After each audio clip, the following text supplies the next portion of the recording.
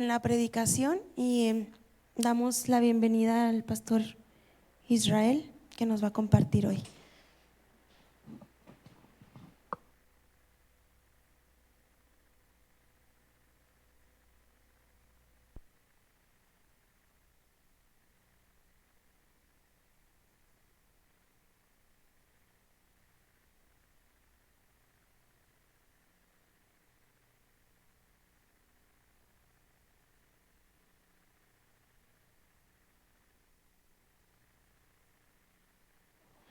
Muy buenas tardes, pueden sentarse.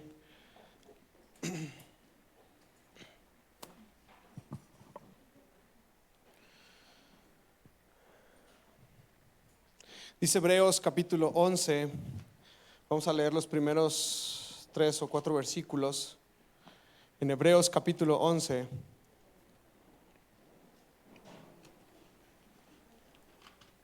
Y dice así la escritura: la fe es la confianza de que en verdad sucederá lo que esperamos.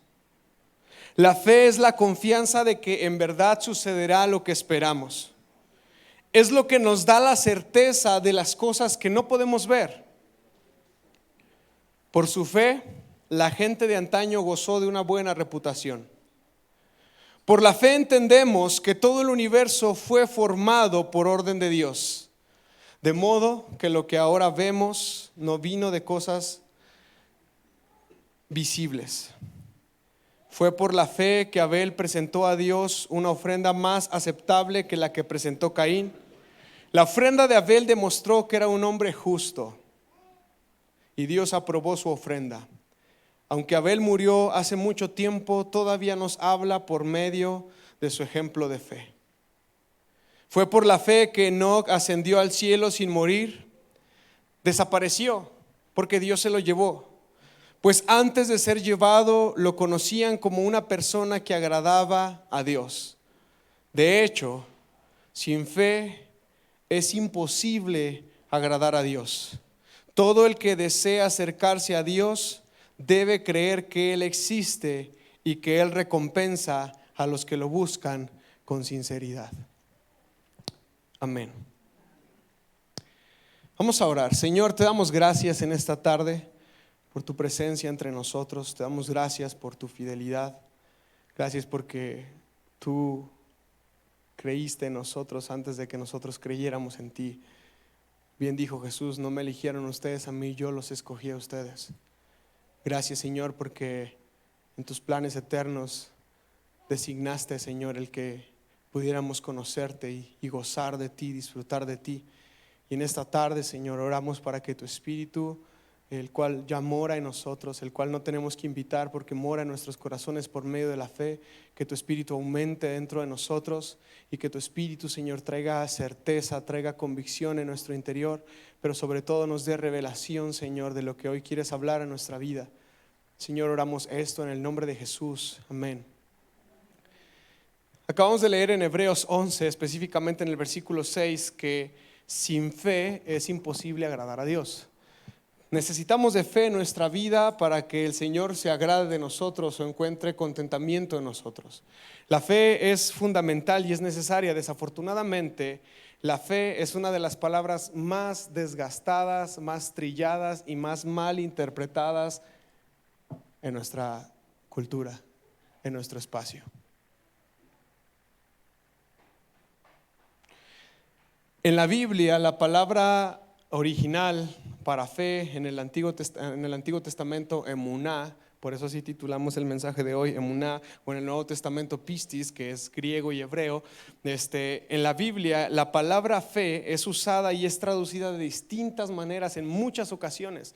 No solamente se traduce como fe, sino de muchas otras maneras. Y esto hace que comprender la verdadera definición de fe se vuelva algo muy subjetivo o muy difícil de entender. No es tan objetivo, no es como algo al grano, sino que fe puede ser esto, fe puede ser aquello, fe puede expresarse de esta manera, la fe puede decirse de esta otra. Y entonces se vuelve en algo muy desgastado y en algo muy difícil de apuntar, ¿no? Hemos llegado mucho a decir, no, es que tú solamente cree, tú solamente ten fe, y como que hemos aligerado demasiado el concepto de la verdadera fe. La palabra en hebreo para fe, como ya los dije, es emuná, y la mejor forma de traducir esa palabra ni siquiera es con fe. La mejor forma de traducir la palabra emuná, que es la original en la cual los textos quisieron hablarnos acerca de nuestra relación con Dios, la mejor forma de traducir fe es fidelidad. Digan conmigo, fidelidad. Emuná también significa firmeza o confianza. Ya en un sentido figurado tiene que ver con seguridad, estar firme, estar arraigado. En el sentido literal, emuná es estar firme, tener firmeza. Y ya en los sentidos morales pues entra lo que es la fidelidad, el ser fiel, tener honradez, tener lealtad, veracidad, la verdad. Todo esto puede derivarse acerca de la palabra emuná, que es fe. Si se dan cuenta, nuestras traducciones a veces se quedan muy cortas para entender qué es lo que el Señor espera de nosotros. Y Hebreos dice, sin fe es imposible agradar a Dios. ¿De qué clase de fe tenemos que hablar entonces? La primera vez que nosotros encontramos la palabra emuná o la palabra fe en la escritura es en Éxodo 17:12. Y mira, vamos a ver lo que dice Éxodo 17:12, porque ni siquiera ponemos la palabra fe ahí. Dice, pronto se le cansaron tanto los brazos que ya no podía sostenerlos en alto. Está hablando de esa famosa escena donde el pueblo está peleando contra los moabitas o los madianitas, no recuerdo bien, y Moisés está en un monte alto y el Señor le dice que mantenga sus manos en alto, y mientras sus manos estén en alto el pueblo va a prevalecer. Pero ni haciendo hombro en el gimnasio soportamos tanto rato. Y dice la escritura que a Moisés se le cansaban los brazos y bajaba sus brazos y el pueblo empezaba a perecer. Y entonces llegamos a este texto, dice, pronto se le cansaron tanto los brazos que ya no podía sostenerlos en alto. Así que Aarón y Hur le pusieron una piedra a Moisés para que se sentara, y luego se pararon a cada lado de Moisés y les sostuvieron las manos en alto. Así sus manos se mantuvieron firmes hasta la puesta del sol. ¿Cuál de todas esas palabras creen que es fe? Emuná. Firmes. Ahí hasta mero abajo en los últimos renglones. Así sus manos se mantuvieron firmes, se mantuvieron en fe, se mantuvieron en fidelidad al Señor hasta la puesta del sol. Así que la raíz de la palabra fe o emuná es una palabra, es un verbo que es amán, que se puede traducir también como fidelidad. ¿Recuerdan el famoso amén? Viene del hebreo amán, y ahorita vamos a intentar explicarlo también, pero en un sentido específico, la diferencia entre emuná y amán es que el amán es un verbo, es una cuestión de acción, de actuar. No solamente es como un título, no solamente es como una aparente posición, sino que yo expreso eso actuando. ¿Sí me explico? Yo no puedo decir levanto el vaso y no levantarlo, ¿verdad? Quizás se pueda decir el vaso hay que levantarlo, pero mientras yo no diga levanto el vaso y no lo levanto, esa acción no está completa. ¿Me estoy explicando? Y en ese sentido, amán es la forma en la cual lo podemos ver como un verbo, como una expresión. Ahora quiero que veamos algunos textos, cómo es que estas palabras fueron traducidas para que me vayan entendiendo un poquito más la profundidad de lo que tiene que ver con fe. Si nosotros leyéramos Deuteronomio 32:20, habría que leerlo en Reina Valera Antigua. Aquí está, es RVA, Reina Valera Antigua, es la Reina Valera de 1909, ya tiene más de 100 años. Y dijo, esconderé de ellos mi rostro, veré cuál será su postrimetría, que son generación de perversidad. ¿Hijos qué? ¿Hijos sin qué? Sin fe. Ahora, si vemos ese mismo texto y lo pudiéramos leer en otra versión, en Reina Valera revisada o alguna otra versión, ahí diría hijos sin fidelidad o infieles. ¿Se dan cuenta? Es la misma palabra, no fe o infidelidad o infieles. Aquí está diciendo, o aquí podemos ver cómo es que usan esta palabra, hijos sin integridad, hijos sin fidelidad hacia Dios. Así que podemos aprender, al menos por lo pronto podemos aprender que lo contrario a tener fe es ser infieles.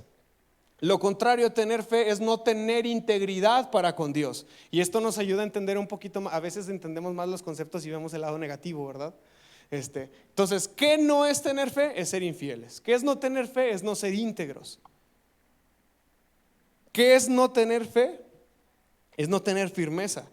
Miren, por ejemplo, vamos a ver Oseas, ahora Oseas 2:20. En Reina Valera Antigua dice: y yo te desposaré conmigo ¿en qué? En fe, y conocerás a Jehová. Ahora, si lo vemos en la Reina Valera revisada o en alguna otra versión, nos damos cuenta que dice: y yo te desposaré conmigo, y le dice: en fidelidad, y conocerás que yo soy Jehová. ¿Se dan cuenta que una mejor forma de traducir fe es fidelidad?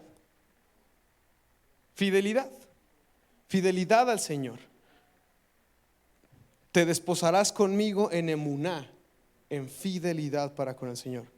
Así que podemos decir que fe y fidelidad es lo mismo delante de las Escrituras, ¿verdad que sí? Entonces, una mejor forma de traducir fe va a ser utilizar la palabra fidelidad.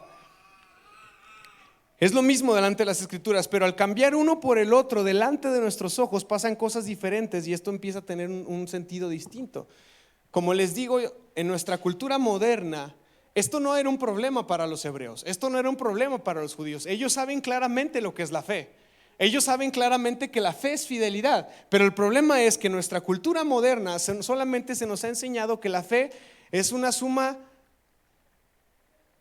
de confianzas, de creencias.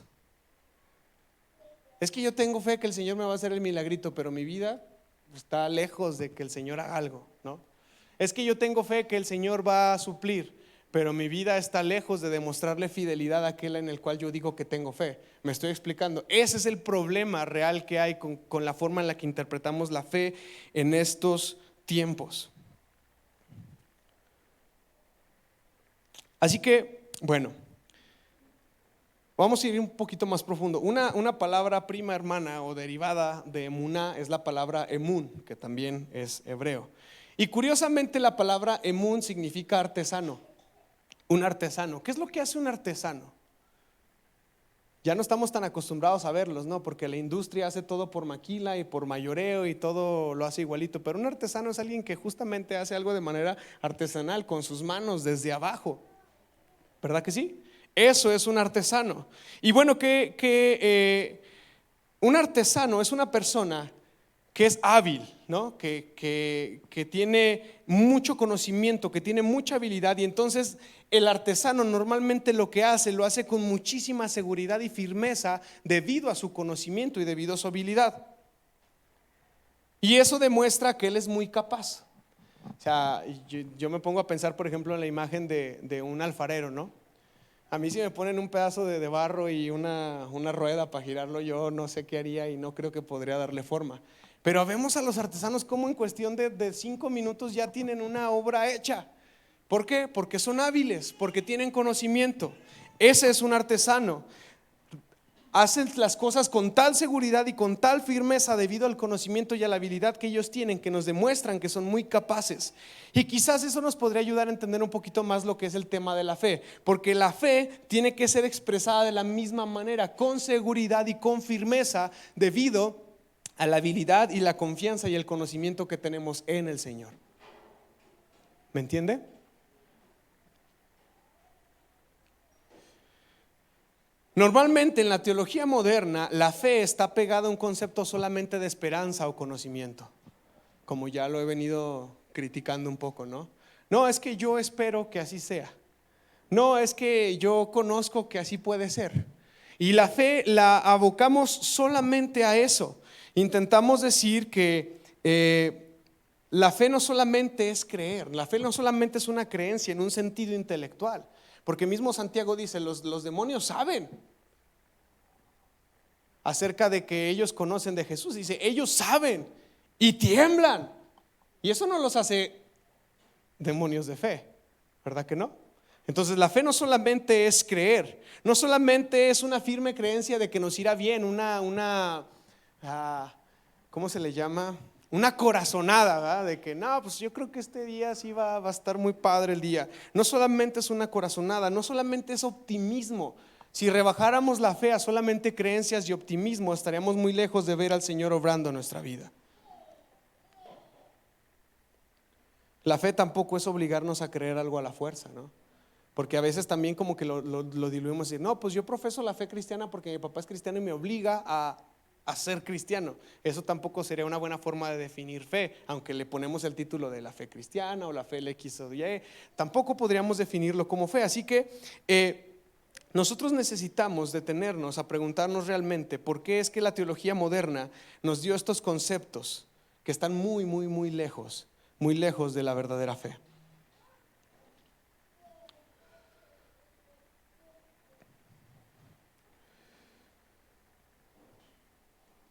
La fe entonces no es solamente un concepto mental.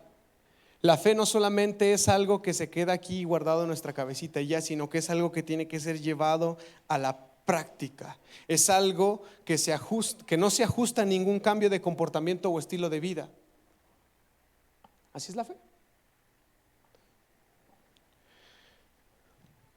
Ahora, vamos a leer Santiago capítulo 2, versículo 14 al 16 para intentar entender por qué Santiago le dedica prácticamente todo un capítulo a hablar acerca de la fe. Pareciera ser que no les quedaba muy claro aquí al pueblo lo que era la verdadera fe. Y vamos a leer ahí del 2 a capítulo 2 del 14 en adelante, y ahorita vamos a leer más versículos, vamos a ir hasta el 19, pero por lo pronto aquí. Dice, amados hermanos, ¿de qué le sirve a uno decir que tiene fe si no lo demuestra con sus acciones? ¿Verdad? ¿Puede esa clase de fe salvar a alguien? Qué buena pregunta está haciendo Santiago, ¿no? Una fe que no está demostrada por acciones, ¿puede salvar a alguien? El problema es que a veces creemos que esa clase de fe nos salva. No, es que yo creo en Jesús. Y nuestra vida demuestra todo lo contrario, ¿verdad? Sumamente desordenada.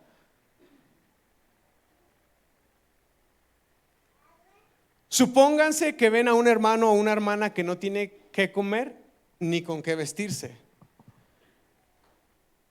Y uno de ustedes le dice, ahí nos vemos, que tengas un buen día, abrígate mucho y aliméntate bien, pero no le das alimento ni ropa. ¿De qué le sirve ese buen deseo? Nada. De nada. De nada sirve. ¿Cómo puede existir la fe sin las obras? ¿Cómo podría existir fe en nuestra vida si no hay un respaldo de lo que creemos? Te voy a decir algo y que si se quieren quedar nada más con esto del sermón está bien. La fe que no cambia tu vida no salva tu alma. La fe que no cambia tu vida no salva tu alma. Entonces, si no hay cambios en el interior, si no hay mejoras en nuestra vida, si no hay transformación en nuestro interior, no importa cuánto profesemos tener una cierta fe, eso no va a salvar nuestra alma. La fe que no cambia tu vida no salva tu alma. Así que la fe que no es evidente no es una fe genuina. Por lo tanto, podemos decir que la fe tiene que ser notoria y en un cierto sentido la fe tiene que ser práctica, tiene que expresarse, si no, no hay fe. ¿Verdad? Así que una mejor definición de fe podría ser que es demostrar, o que la fe es demostrada por aquello de lo cual estamos seguros y firmes, por lo que entendemos, por lo que creemos y por lo tanto practicamos. ¿Me explico? ¿O es complicado? Seguimos leyendo ahí en Santiago 2 del 17 al 18. ¿Cómo pueden ver? La fe por sí sola no es suficiente. A menos que produzcan buenas acciones, la fe está muerta y es inútil. Si la fe no está acompañada por buenas acciones, la fe está muerta y es inútil, no sirve de nada. Verso 18. Ahora bien, alguien podría argumentar, algunas personas tienen fe y otras tienen buenas acciones. Pues yo les digo, ¿cómo me mostrarás fe si no haces buenas acciones? Yo les mostraré mi fe con buenas acciones. En otras palabras, Santiago está diciendo, yo te voy a demostrar que creo a través de mi manera de vivir. Por eso San Agustín decía, prediquemos y si es necesario, hablemos. Pero estamos al revés, ¿verdad? Nuestra predicación, nuestro ejemplo, nuestro testimonio está lejísimos de hablar acerca de Jesús, pero ahí andamos hablando acerca de Jesús. Y es lo que Santiago dice. O sea, ¿cómo podría haber fe sin obras o obras sin fe? Y por eso Santiago está diciendo: yo te voy a demostrar en lo que creo a través de mi manera de vivir. Así de sencillo. Así de sencillo. No serán mis palabras, no serán mis oraciones o mi elocuencia, sino mi estilo de vida el que va a hablar por mí. Y mira lo que dice el versículo 19. Tú dices tener fe porque crees que hay un solo Dios. Bien hecho. Aún los demonios creen y tiemblan. Ahí está. Así que si nuestra fe es como esa, estamos igual que no somos mejores que ellos. No somos mejores que ellos. No seríamos mejores que ellos. Por lo tanto, en el sentido moderno de la fe, te voy a decir algo: creer no es suficiente. Así que lo que Santiago está haciendo es que Santiago está intentando contrastar una fe griega contra una fe hebrea, porque recordemos que los héroes de la fe pues vivieron en el Antiguo Testamento, pero ahora estábamos en el Nuevo Testamento, en el primer siglo, un pueblo que sí es judío, pero es un pueblo que está completamente influenciado por una cultura grecorromana, y están ahí los griegos con todas sus ideas, con todas sus filosofías, marcando el ritmo, la pauta, la cultura. Yo sé que lo que estoy diciendo es muy complicado de entender, pero hay una lucha cultural ahí muy fuerte, y lo que Santiago está intentando hacer en el capítulo 2 de Santiago es decirles: hey, no se conformen con la cultura griega, porque los griegos se conformaron con puros filósofos, con puros pensadores. Si alguien recuerda la cultura griega, ¿por qué los recuerdas? ¿Por guerreros? No. Por su filosofía, por su manera de pensar, por su manera de entender el mundo. No estoy diciendo que sea malo, pero justamente ese concepto griego limitó la fe a solamente un pensamiento. Limitó la fe a solamente una confianza. Y entonces Santiago tiene que defender la fe original, por decirlo de alguna manera, en su palabra hebrea, y tiene que decir: la fe, al menos para nosotros, es más allá que solamente creer. Es más allá que solamente confiar. Y demanda de nuestra fidelidad y de nuestra lealtad a Dios.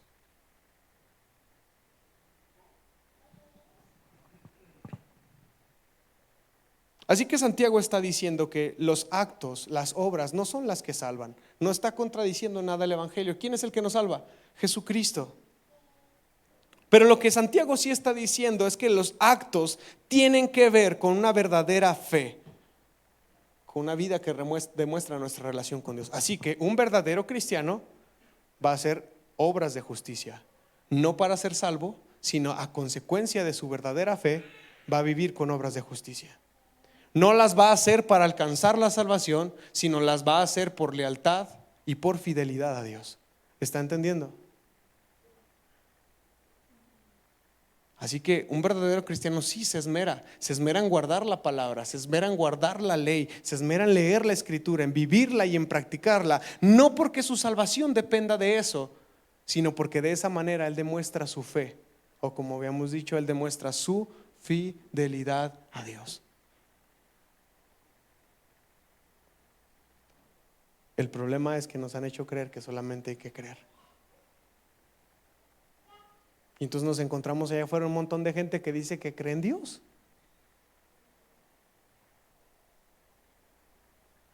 Por eso el otro día platicaba con un pastor amigo mío y me decía: Irra, es bien difícil predicar aquí en Zacatecas, porque a cualquiera que le prediques, él se considera hijo de Dios y él se considera un seguidor de Jesús. Y entonces tú le llegas y le quieres: no, yo ya sé todo eso, yo amo a Dios, yo lo sigo. Y tú ves la vida de él y nada que ver.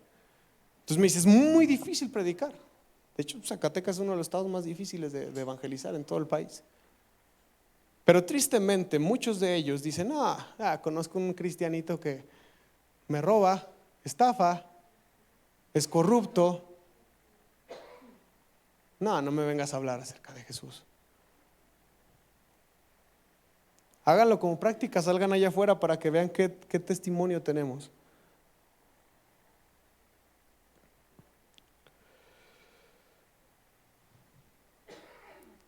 Entonces, la fe demanda pruebas. ¿Será acaso que es porque Dios no nos conoce y necesita pruebas? No, de ninguna manera. Dios nos conoce a todos y todo. Dios nos conoce plenamente. Así que las pruebas de la fe son para probarnos o para demostrarnos a nosotros mismos que realmente somos fieles a la palabra del Señor. El Señor no necesita probarnos, aunque lo hace.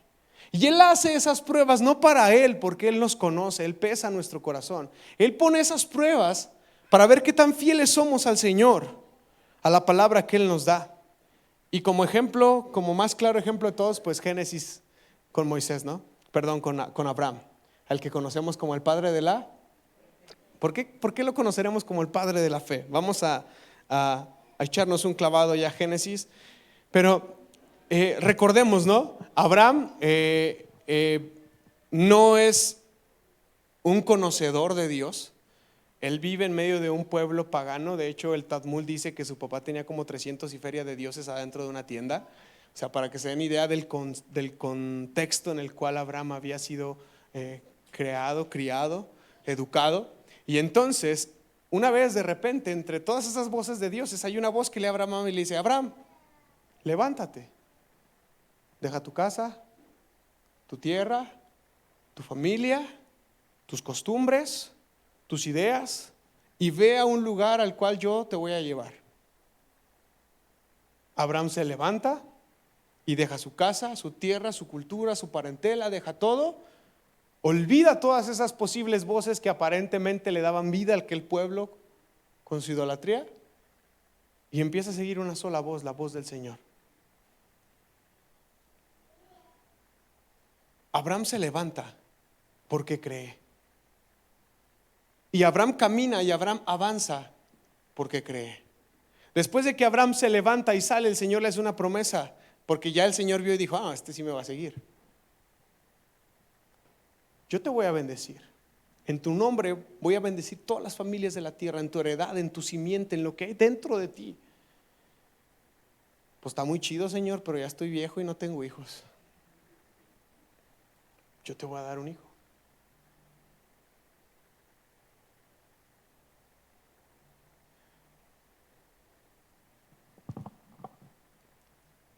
Y Abraham le creyó tanto al Señor que le quiso ayudar, ¿verdad?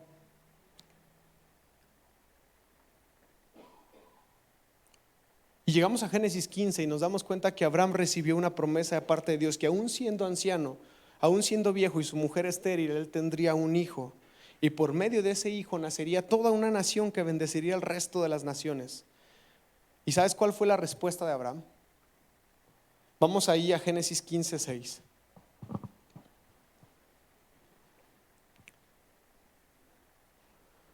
Y Abraham creyó al Señor. ¿Y el Señor lo qué? Lo consideró justo debido a su qué? A su fe. Abraham creyó al Señor y el Señor lo consideró justo debido a su fe. La palabra creyó, que está ahí adentro, creyó después de Abraham, es la palabra que les dije que es el verbo de emuná. ¿Cuál era? ¿Se acuerdan? Amán. Ahí está. Y Abraham, amán al Señor. Abraham le creyó al Señor. No tuvo fe, sino se puso en acción. Me estoy explicando porque les dije que amán era verbo, era acción completamente. Abraham no fue: ay, sí, Señor. No, dice la Escritura que Abraham, amán al Señor. Abraham creyó al Señor como un verbo, como una acción. Lo ejecutó. Y debido a que Abraham le respondió al Señor con acción, el Señor lo consideró ¿qué? Justo debido a su emuná.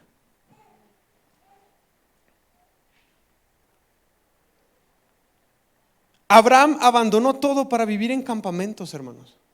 De hecho, me encanta cómo Hebreos describe a Abraham, porque aún siendo rico y poderoso y habiendo llegado a la tierra que el Señor le daría, nunca construyó una casa. Y a Hebreos interpreta eso y dice, porque él sabía que su morada era mucho más allá que este mundo, ¿no? Pero vamos a enfocarnos rápidamente en que él viviera en una tienda, porque la tienda era un elemento muy importante para la vida de los antiguos, así como para hoy nosotros la casa, ¿no? Es el lugar de confort, de tranquilidad, de vulnerabilidad, de transparencia, donde uno puede andar en calzoncillos con confianza porque es un lugar íntimo, privado. Así como la casa para nosotros es hoy, para ellos era la tienda. O sea, lo digo para que entiendan lo que voy a intentar explicar, esta analogía o este paralelo.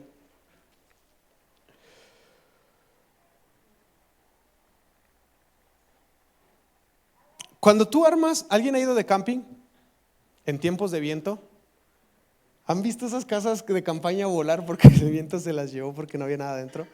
Cuando armas una casa de campaña, ¿qué es algo fundamental que tienes que hacer antes de meterte y meter cosas adentro?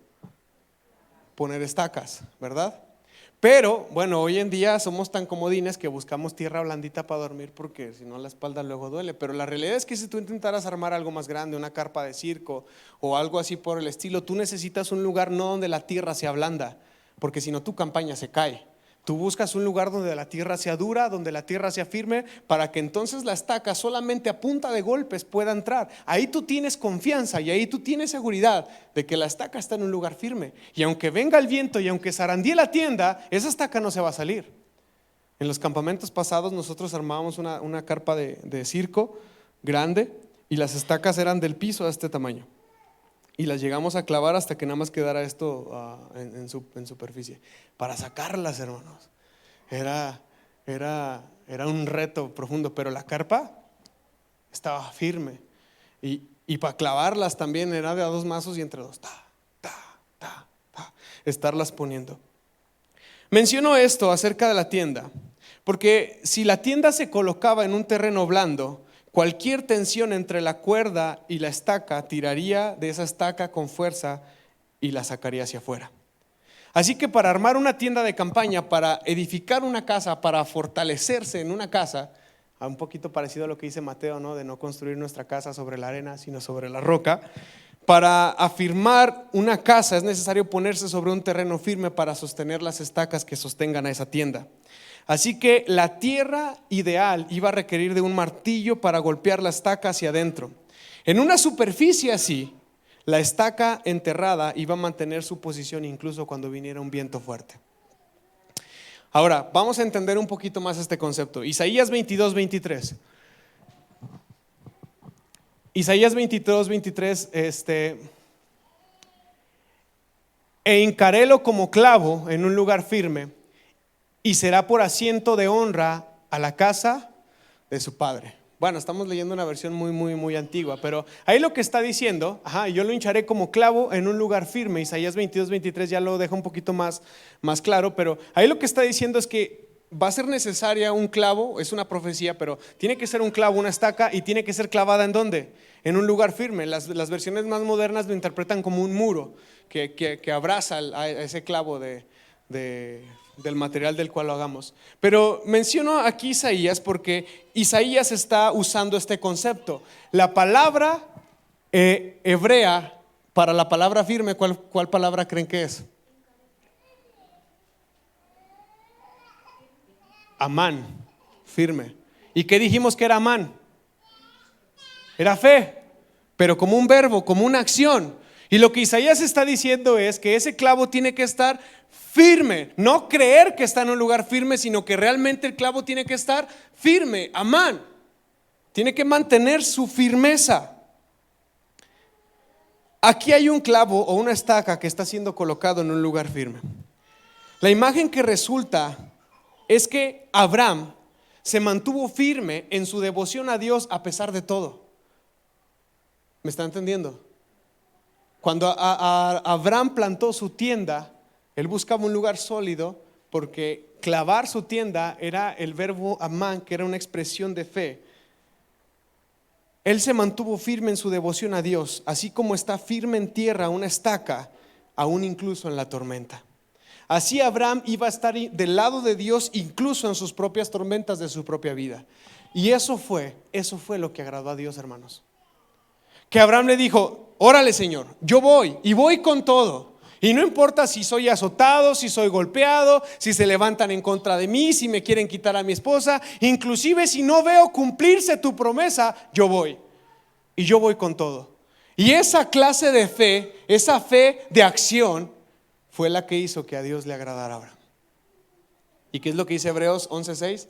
Sin fe, sin fidelidad, es imposible agradar a Dios. ¿Cómo fue que Abraham se mantuvo firme, hermanos? ¿Cómo fue que Abraham se mantuvo firme? Vamos ahí a Génesis 15 del 5 al 6. Entonces el Señor llevó a Abraham afuera y le dijo: mira al cielo y si puedes, cuenta las estrellas. Ese es el número de descendientes que tendrás. Verso 6. ¿Y Abraham qué?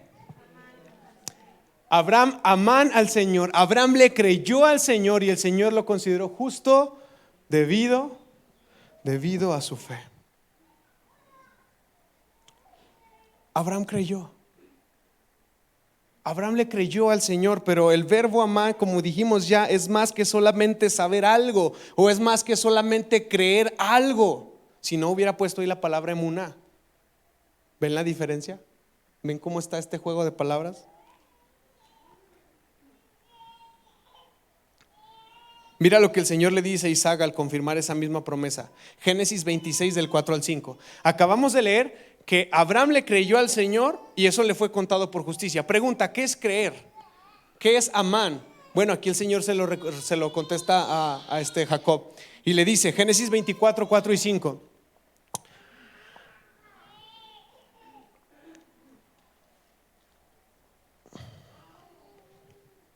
Ahí está.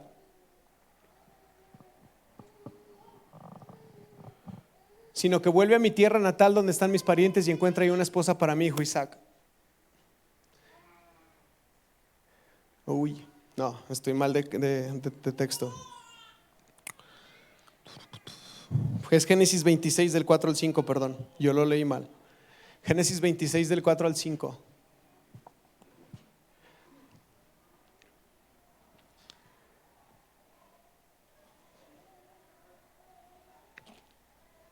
Ahí está. Está hablando ahora el Señor con Jacob y le dice: haré que tus descendientes sean tan numerosos como las estrellas de los cielos y les daré todas estas tierras. Y mediante tu descendencia todas las naciones de la tierra serán bendecidas. Es lo mismo que el Señor le había dicho a Abraham, ¿verdad? Siguiente versículo. Y lo haré esto porque Abraham me amán, Abraham me creyó. Pero ¿qué le está diciendo el Señor a Jacob acerca de lo que hizo Abraham al creer? Él me escuchó y me obedeció todos mis requisitos, mandatos, decretos e instrucciones. Entonces no nada más, ay sí Señor, qué padre, tú me vas a bendecir. No, es más que eso, es vivir conforme a lo que el Señor promete o conforme a lo que el Señor dice para nosotros. Así que Abraham se mantenía firme y vivía en obediencia a lo que Dios le dijo. Abraham no creyó. Permítanme que se los diga de esta manera. Abraham no creyó. Abraham estaba firme en Dios. Él estaba firme en Dios.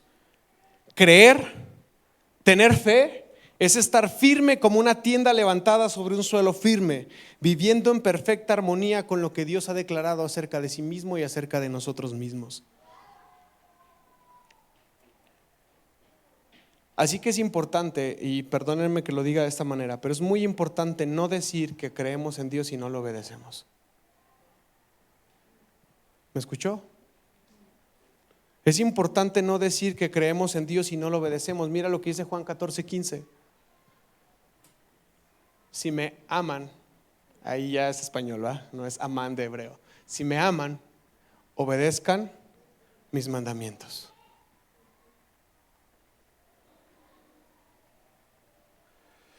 Así que vamos a regresar rápidamente a Hebreos 11, versículo 1.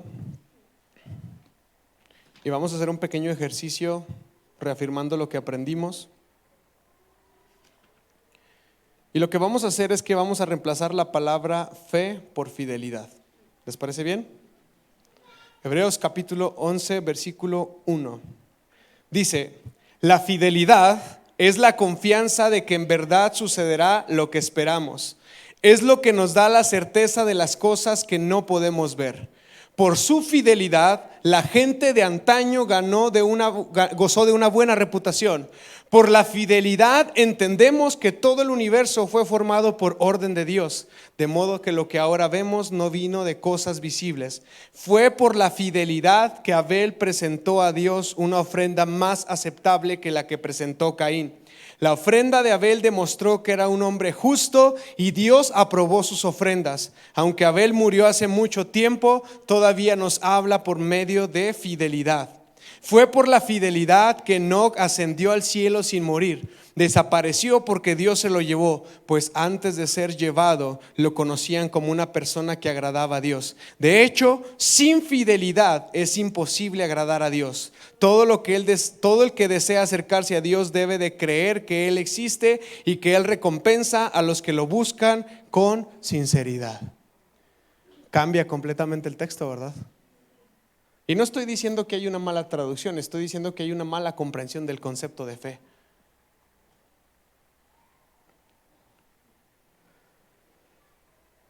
Abraham esperaba en Dios, así que Abraham decidió serle fiel a Dios.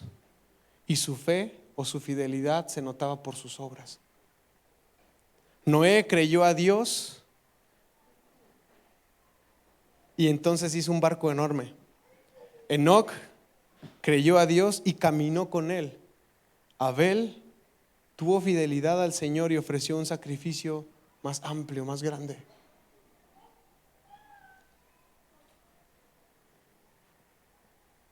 Así que cada vez que nosotros oramos y decimos amén, lo que estamos usando es una transliteración de la palabra amán. Y lo que nosotros estamos haciendo es que estamos usando un verbo y estamos haciendo una declaración con nuestra boca que diría: yo lo creo, yo estoy firme en eso, yo soy fiel a eso. Así que cuando alguien dice Cristo es el Señor y tú dices amén, tú estás diciendo yo creo, yo estoy firme en eso, yo soy fiel a confesar eso. Para que seamos más cuidadosos con la palabra amén.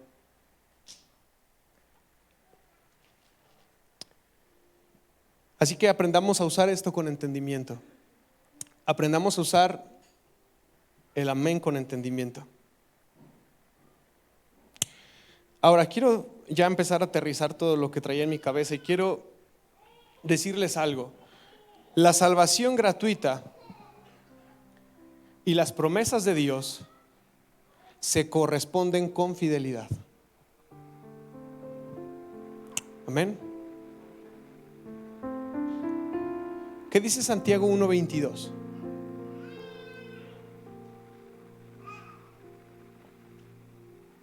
No solo escuchen la palabra de Dios, tienen que ponerla en práctica.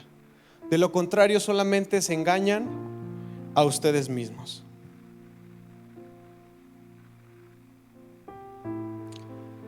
La salvación no es un fin. Ese también es un error en nuestra vida cristiana, pensar que la salvación es un fin.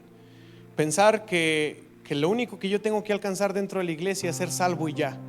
Por eso mucha gente viene y se va, viene y se va, viene y se va. Se siente salva y ya, ¿qué más hacemos? Vámonos. La salvación no es un fin, hermano. La salvación solamente es el principio. Cuando somos salvos empieza nuestro verdadero caminar con Dios. Y entonces empezamos a sujetar nuestra mente, nuestra voluntad, nuestra alma, nuestras emociones, nuestros deseos, nuestros pensamientos, los traemos cautivos al Señor. Y empezamos a rendir nuestra vida a Él. Decirle que sí al Señor fue solamente el principio de toda una osadía.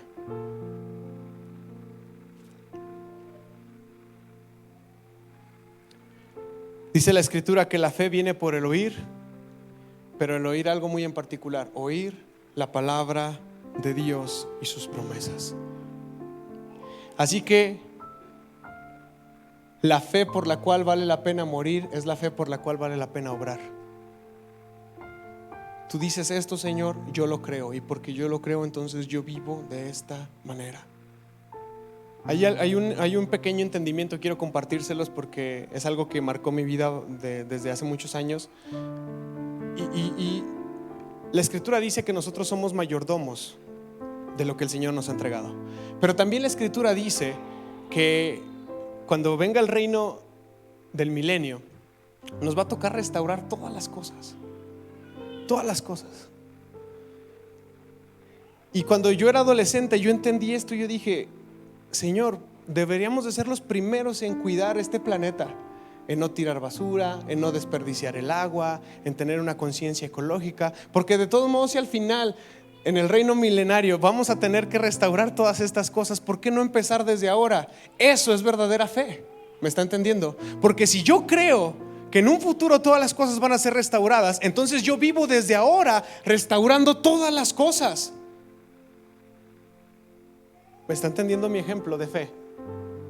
Y entonces yo me preocupo por no tirar basura en la calle. Súbanse a nuestros carros, están llenos de basura, pero nunca vamos a tirar basura en la calle. Porque uno empieza a vivir con una conciencia así, me explico. Y entonces uno dice: Señor, tú dices que yo soy salvo, vivo como un salvo.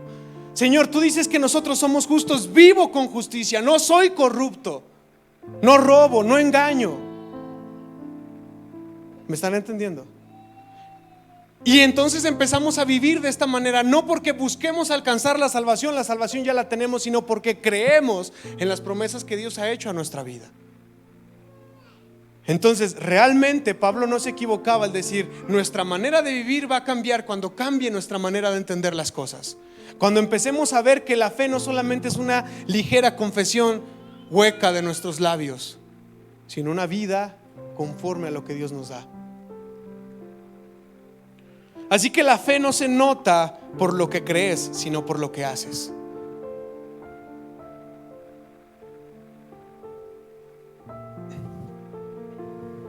Hoy es un domingo de promesas. Hoy el Señor, permítanme decirlo así, yo sé que el pastor nos ha insistido mucho en orar y en humillar nuestro corazón al Señor. No estoy en contra de eso para nada, pero el Señor nos va a dar palabra por fidelidad a Él mismo y por amor a su nombre. No lo va a hacer por ti, hermano, porque Dios es soberano y Él es libre de dar y de hacer. Si Dios estuviera limitado a lo que yo hago, entonces Dios no es libre. Dios no podría hacer como Él quisiera, porque estaría limitado. Se portó mal, entonces no. Se portó bien, entonces sí. No sería libre. Pero Dios es soberano y Dios es libre. Y como Dios es libre, Él es libre de hacer y de cumplir y de dar.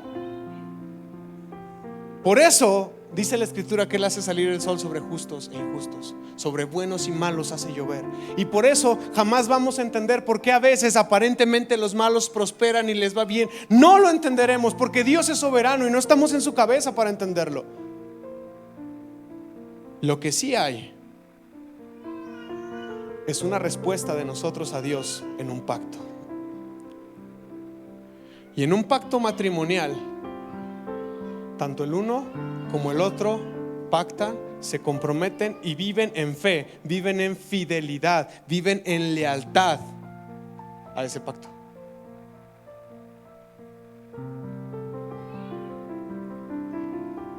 Entonces Dios hace un pacto con nosotros, Él lanza la promesa, y por amor a su nombre y por amor a sí mismo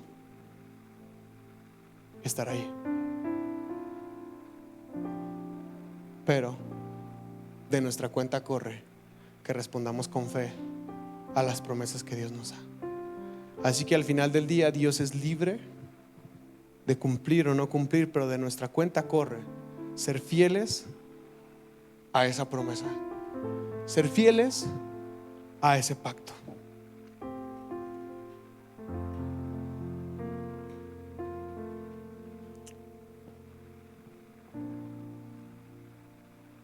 Llévate de tarea a leer Hebreos 11 y te vas a dar cuenta que todos los hombres y mujeres mencionados ahí recibieron promesas de Dios, y Dios cumplió esas promesas por la respuesta de fe, por la respuesta de fidelidad de esos hombres y esas mujeres.